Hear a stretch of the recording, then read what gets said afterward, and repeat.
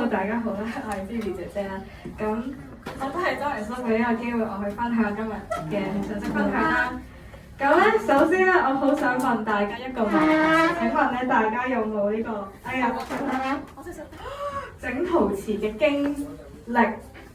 係啦，咁應該係冇啦，因為要出去俾錢做啦。咁咧，我都係有啊，係啊，哇，好好，係啦，咁係啊，我自己就冇呢個經歷嘅。咁大家咧，可能係啦，咁我講下整陶瓷你要做啲咩啦。咁首先咧，你要去開一個陶泥啦，你要將佢調整成一個適當嘅質地，然後咧你要將個轉盤咧去開着佢啦，佢嘅轉速咧要去調整佢啦，用手咧去觸摸呢個陶泥嘅形態，去塑造佢嘅形象啦。然之後咧就風乾啦、上色啦、烤焗，有啲嘅抽象係咪啊？咁可能一個比較貼切嘅例子咧係我哋整嘢食啦，例如可能整曲奇咁樣啦，我哋要預備食材啦，我哋要將啲食材撈埋一齊啦，我哋要用手咧去搓出你想要嘅形狀啦，然後放入焗爐度烤焗。咁我哋睇翻聖經咧，原來遠至舊約嘅時代咧就已經有呢一個嘅概念啦。咁今日咧，即刻撳咗。今日咧好想同大家分享我喺靈修入邊嘅得着啊。首先我就想用一段經文咧去帶出呢個主題。咁我哋可以讀呢個耶利米書18章1到4節，1、2、3。耶和華有話臨到耶利米說：起來，下到陶匠的家裏去，在那裏我要使你聽到我的話。我就下到陶匠的家裏去，見他正在轉盤和工作。陶匠用他手中的泥所做的器皿壞了，他就用這泥再做別的器皿，照着自己的意思去做。係啦，咁神咧就同耶利米講啦：你而家去一個陶匠嘅屋企啊，喺嗰度咧我有嘢同你講喎。於是咧耶利米咧就去咗呢個陶匠，即係整陶瓷嘅師傅嘅屋企啦。咁見到佢做緊嘢，佢見到啲咩咧？陶匠咧用佢嘅手咧所做嘅泥嘅器皿壞咗啦，咁佢就用同一嚿泥咧去做另外一個唔同形狀嘅器皿，係照佢自己嘅意思去做嘅。之後啦，神就同佢講：呢度啦，我哋一齊讀呢個耶利米書18章6節。耶西列家，難道我不能代你們像這陶匠所作的一樣嗎？這是耶和華的宣告。看哪，泥在陶匠的手中怎樣，以色列家，你們在我的手中也必怎樣。喺呢一個經文嘅年代啦，我就講下呢個經文嘅背景啦。以色列國咧喺呢個時候係處於一個瀕臨滅亡嘅階段啦。以色列人咧去背棄上帝，崇拜偶像。喺呢個光景之下，上帝就叫耶利米先知去陶匠嘅屋企，透過日常生活中可以見到嘅事物咧，係要佢明白呢樣嘢。咁去陶匠屋企呢一個嘅 concept 咧，就係好普遍嘅，就好似我哋而家啦去商場、去超市買一啲杯啊、碟啊咁樣啦，係日常生活中咧都會做嘅嘢。但係神咧就用咗呢個畫面去令耶利米明白咗呢一樣嘢。故事咧想帶出嘅係呢一班神所愛嘅以色列人啦，係被神揀選嘅子民，但係佢哋仍然咧選擇去背棄上帝，去拜其他嘅偶像。但係呢一個神咧，佢係細心嘅神，就好似經文所講咧，好似經文嘅陶匠咁細心去做每一件嘅陶器。呢一個陶匠咧，佢會首先調校好輪盤嘅速度啦，用手中嘅溫度，悉心製作出泥土嘅形狀。喺佢嘅手中，每一嚿泥土都可以成為藝術品，都可以成為盛載物品嘅容器。而當呢個泥土喺陶造嘅過程變咗形啦，佢一就唔會咁樣就唔整嘅，佢會重新嚟過去塑造呢一嚿泥最適合嘅形狀。咁首先我哋去講泥啦，每一嚿泥嘅質地都唔同啦，有啲軟啲，有啲硬啲，有啲質感粗糙啲，有啲質感細膩啲。我覺得就好似我哋每一個人咁，神創造我哋每個人都唔同，有唔同嘅外表、性格、特質，係獨一無二嘅。同時間咧，每一嚿泥適合做嘅器皿大細，呢個器皿嘅用途都唔同。我哋都覺得好似我哋每一個人咁，神想我哋成為嘅人，想我哋做嘅事都唔一樣。而經文所講啦，嗱上邊，呢個壞咗嘅意思咧，係啦，用他手中的泥所做的器皿壞了，壞咗嘅意思咧，就係睇先，係啦，就係變咗形，OK 好，就係變咗形啦。用佢原先同佢原先嘅形狀有差異啊，佢可能係扁咗啦、歪咗啦，又或者係爛咗啦，總之就係走咗樣。我覺得咧，亦都好似我哋每一個人咁，我哋每一個人咧都好似一嚿爛泥咁樣。咁我哋都可以從呢段經文入邊去見到啦，泥咧喺呢成個故事嘅過程咧係冇離開過嘅轉盤。泥咧喺轉盤上面，就好似我哋喺呢個世界咁樣，喺呢個充滿私慾、充滿罪嘅世界入邊，無可否認，我哋一定會被呢個世界去影響。就好似嚿泥咁，當輪盤轉得太快，又或者太慢，會影響到嚿泥嘅形狀，會令佢哋變形。可能你生活喺呢個世界上嘅年資都只不過係幾十年啦，但係我哋都知道，唔係所有嘢都係一帆風順。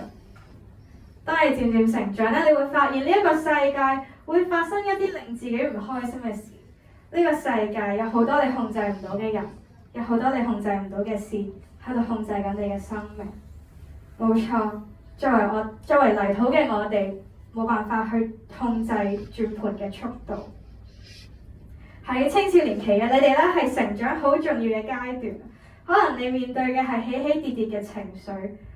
當你喺呢個世界上，好多人就叫你唔好諗，叫你諗開啲啦。但係無論你幾努力，都好似揾唔到盼望。可能你面對嘅係同人相處嘅問題，係理解唔到你嘅屋企人啦，佢講極你都唔明，又或者你講極佢都唔明，又或者喺學校被老師同學惡意去針對、去欺凌。可能你有好多嘅讀書壓力，功課做極都做唔完。仲有數不盡嘅課外活動，你唔知道自己讀緊啲咩，你都唔知自己讀嚟做咩。可能你已經放棄咗自己，你唔想再努力啦，亦都對任何事物冇渴求，揾唔到生命嘅意義。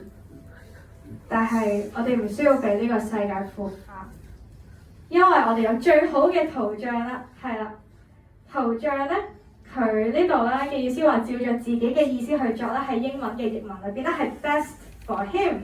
原來我哋人生嘅破碎咧係可以被修復嘅，你嘅瑕疵咧都可以成為你嘅特別，你都可以成為一個好靚嘅器皿。喺神嘅眼中，你都係可造之材。對佢嚟講咧，你就係 best，you are the best。咁願意被陶造咧，就係第一步啦。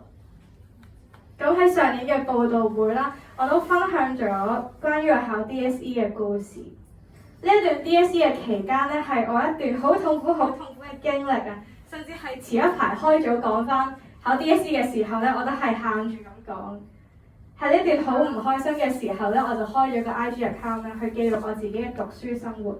因為我自己都係一個好中意記錄生活嘅人啦，而呢個 account 咧都好推動我每日咧都好準時咁樣去讀書，日日都 keep 住更新。我識咗好多一樣努力讀書嘅朋友啦，我都儲咗1000幾個 follower 啦。而最後咧都考咗個好唔錯嘅成績。咁入到大學之後咧，我就唔使好似以前咁樣日温夜温啦，咁我就冇再用呢個 account 啦。咁之後成為咗基督徒啦，我開始返國語堂，我開始去靈修。就係喺我去返學校嘅1個半鐘嘅路程啦。如果返教會就好似就係1個鐘啦。好多嘢咧係好多時候咧，我都會喺搭車嘅時候啦，去靜落嚟，去合埋眼，去默想。聽住詩歌，享受呢一個咁安靜嘅時間，我嘅腦海咧就會浮現一啲嘅畫面。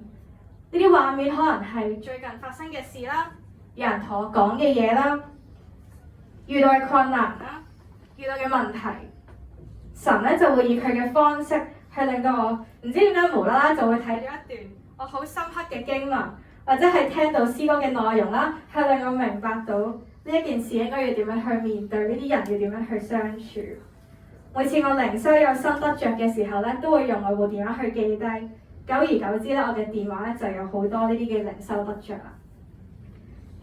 好想去同人分享我哋呢啲嘅得着，我就用翻呢一個之前荒廢咗嘅 IG account 啦，去 po 翻我靈修日記嘅內容。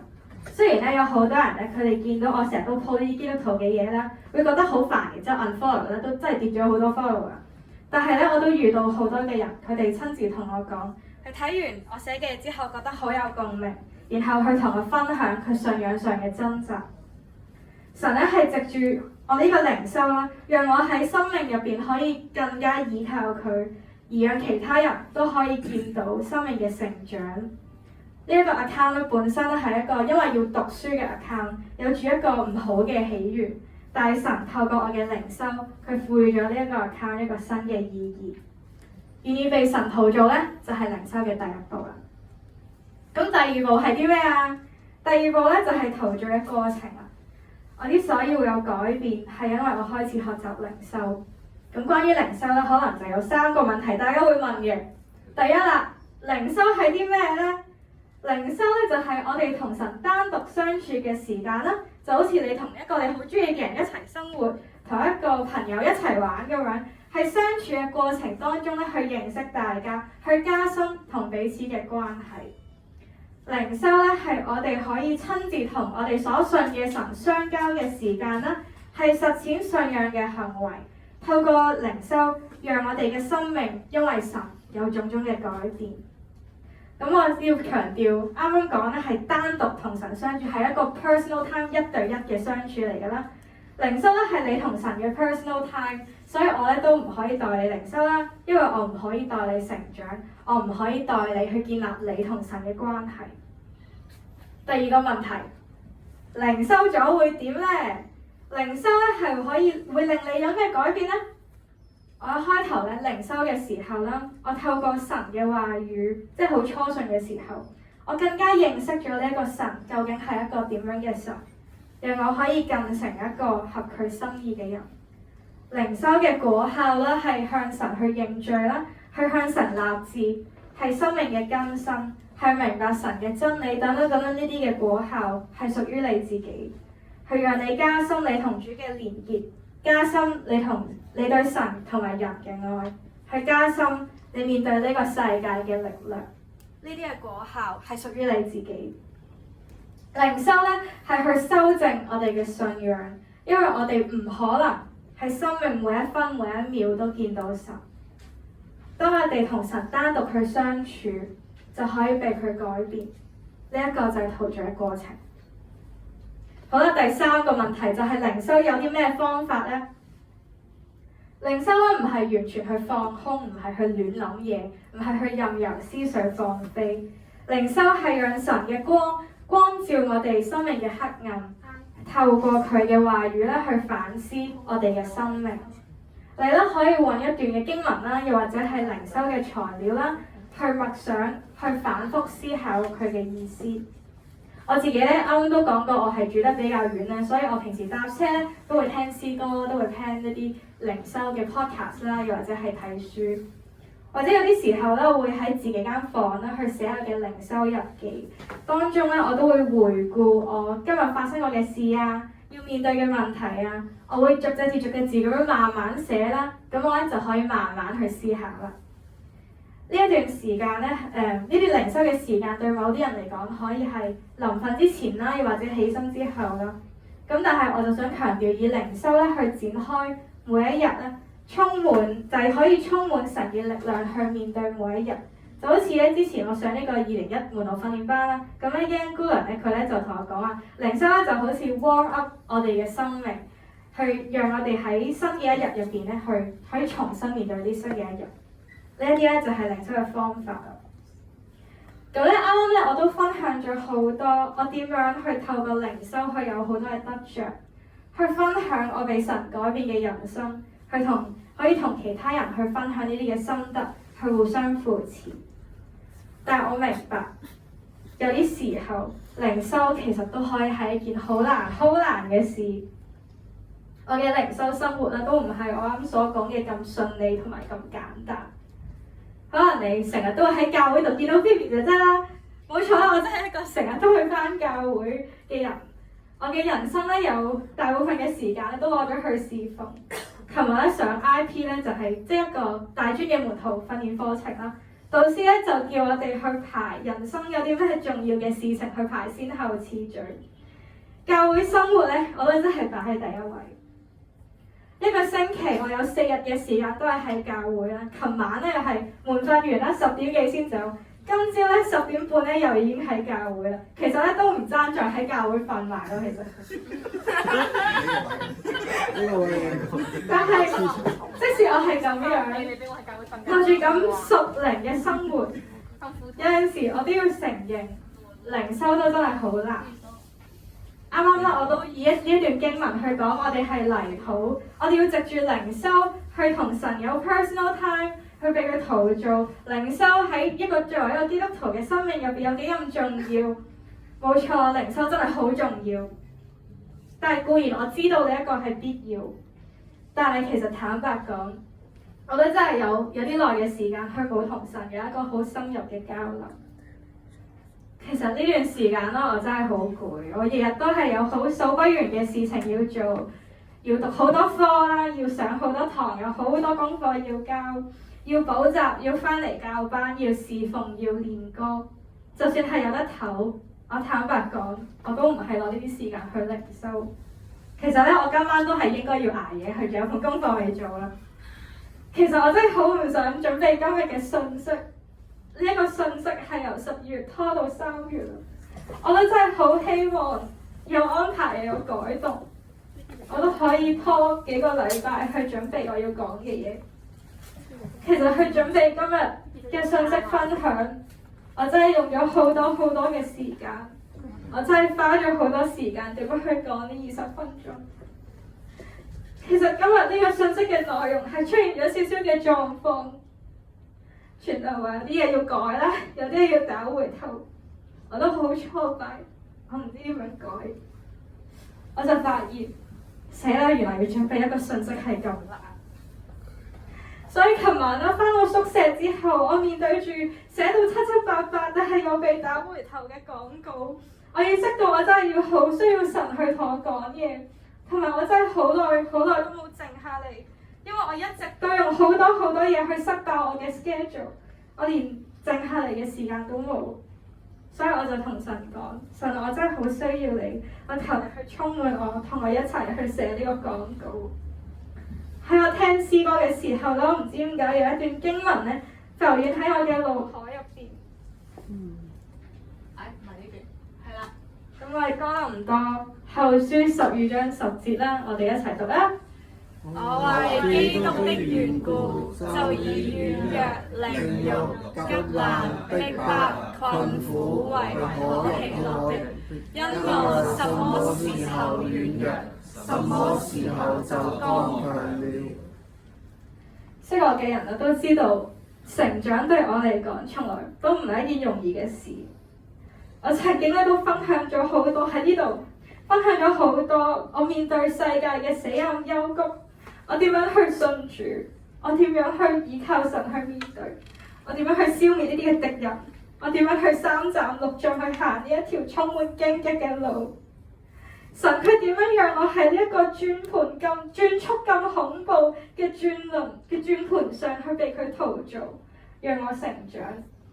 可能啦，我嘅境況未到經文講到咁即係凌辱啊、逼迫啊，但係其實都可以算係急難啦、困苦嘅經歷入邊，的確我真係做到經文所講，我係單單為主而喜樂。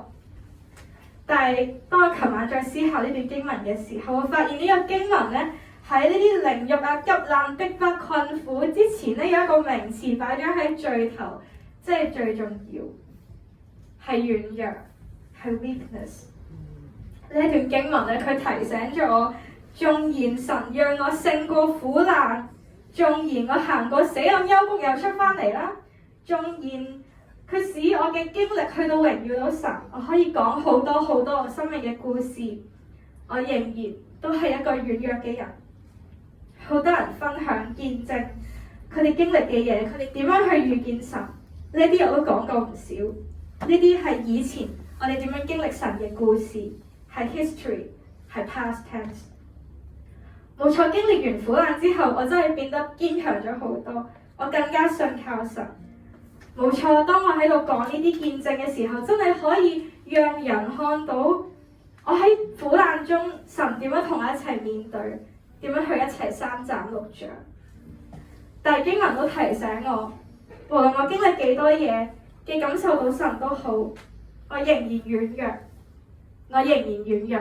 呢個係 present tense。我先知道原來神今日唔係要我去講一個好詳細嘅解經，唔係要我去教導人點樣去睇聖經，點樣去靈修，點樣去活出基督徒應該要有嘅生活方式。神想要嘅係我 Phoebe 呢個咁軟弱嘅人，去同大家分享點樣喺軟弱當中去靈修，點樣可以喺軟弱當中見到神。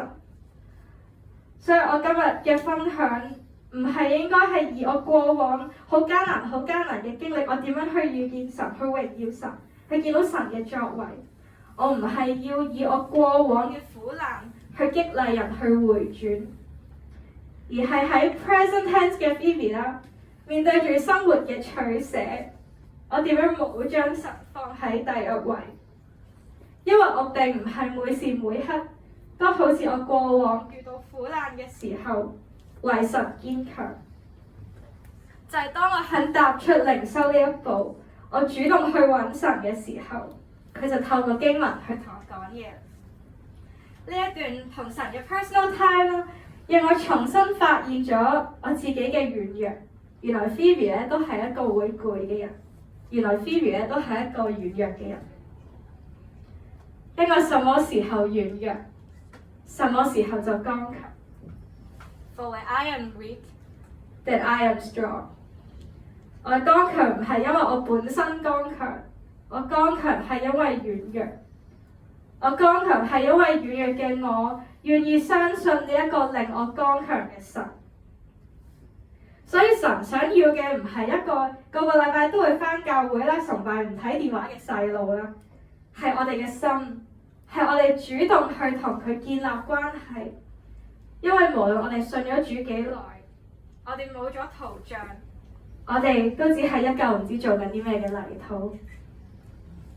咁做緊結束啦，係啦。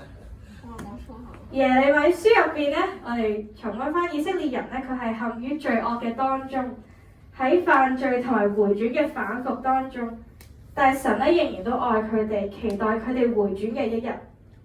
到我哋而家呢一個年代啦，我哋仍然身處喺充滿罪嘅世界，我哋仍然都係罪人。但係今日咧，神咧，我哋喺呢度有選擇權去回應呢一份神嘅救恩，唯獨係透過靈修，唯獨係透過同神呢一種單獨相處嘅時間。當我哋嘅思緒係諗住神嘅時候，我哋嘅諗法就會得到改變。就算我哋係泥土，神始終都係我哋嘅圖像，期待我哋照佢嘅美意去被陶造。咁我都想讀一讀呢個以賽亞書64章8節下。神就是我們的圖像，我們是他手中的泥土，正像以賽亞所說，我們不過是泥土，你才是圖像。我們眾人都是你手所作的。喺呢個轉盤上啦，有時呢個轉盤會轉得快，有時呢個轉盤會轉得慢，有時會轉得激烈，有時會停滯不前。喺呢個好 crazy 嘅轉盤咧，神就係用佢嘅手，佢好細心咁樣去陶造我哋。喺我哋軟弱嘅時候，係佢去掹翻我哋。以佢嘅心意去塑造我哋。泥土咧，經過火爐嘅烤焗，係可以成為好靚嘅器皿。我哋喺神手中咧，係極貴重嘅器皿，亦都係合乎佢所用嘅器皿。而呢個器皿同時都可以彰顯到陶造我哋嘅神，陶像自己嘅智慧同埋技能，可以榮耀佢嘅名。我哋就係透過靈修，去讓神去介入我哋嘅生命，去被神陶造，成為合佢心意嘅器皿。好啦，咁我哋嚟到分享問題啦。係。好啦，咁就我準備咗3題啦，咁你都可以分享下啦。就係第一啦，你認為咧喺你嘅日常生活中最難要面對嘅咩咧？呢個轉輪嘅速度係點咧？係快一定係慢定係點咧？第二啦，你點樣去睇你同神嘅關係咧？有啲咩地方需要被佢陶造咧？第三啦，呢個都可以我哋去反思係自己靈修嘅習慣啦。你覺得你最適合嘅靈修方式係啲咩？又或者最適合靈修嘅時間係啲咩？咁所以呢個時間可以俾大家啦，同埋大專都可以有啲問題可以分享，係啦。咁我嘅分享就到呢度，多謝大家。